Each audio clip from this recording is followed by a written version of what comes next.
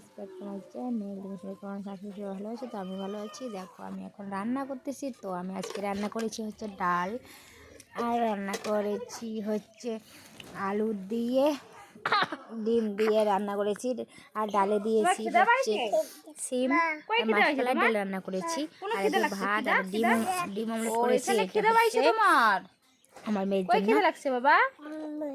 হ্যাঁ, কই মা? তো মা আকা? হ্যাঁ হ্যাঁ, এটা কে? অর্ণব, অর্ণব বাবা